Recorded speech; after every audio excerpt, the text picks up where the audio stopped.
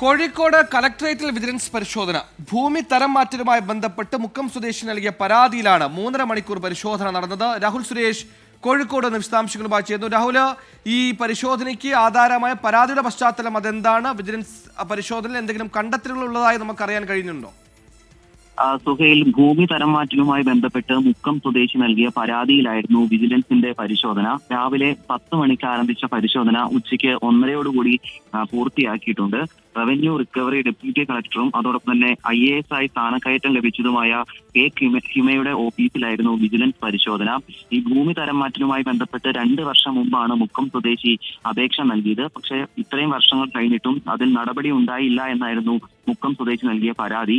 ഈ പരാതിയുടെ അടിസ്ഥാനത്തിലാണ് ഇന്ന് പരിശോധന നടത്തിയത്. നമുക്ക് ലഭ്യമാവുന്ന വിവരം അനുസരിച്ച് സമാനമായ നിരവധി പരാതികൾ ഇതിനോടകം തന്നെ ലഭിച്ചിട്ടുണ്ട്. 20,000 കേസുകൾ ഇത്തരത്തിൽ സമാനമായി ഒരു ഒറ്റ ഉദ്യോഗസ്ഥയെ കേന്ദ്രീകൃതമായി ലഭിച്ച പരാതിയാണോ?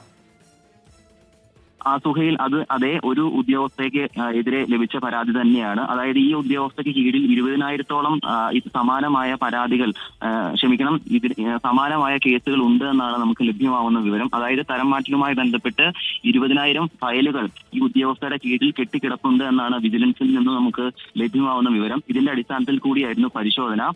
ഇനിയിപ്പോൾ ഈ പരാതിക്കാരനെ നേരിട്ട് കേൾക്കാനും വിജിലൻസിന്റെ തീരുമാനമുണ്ട്. എന്നാണെങ്കിലും 10 മണിക്ക് ആരംഭിച്ച പരിശോധന 1:30 പൂർത്തിയാക്കി വിജിലൻസ് സംഘം മടങ്ങുകയും ചെയ്തു. സുഹൈൽ, ഭൂമി തരം മാറ്റലുമായി ബന്ധപ്പെട്ട പരാതിയിൽ കോഴിക്കോട് ജില്ലാ ഭരണ ആസ്ഥാനത്ത് വിജിലൻസിന്റെ പരിശോധന 3 മണിക്കൂറോളം പരിശോധന നടന്നു എന്നാണ് രാഹുൽ സുരേഷ് റിപ്പോർട്ട് ചെയ്യുന്നത്.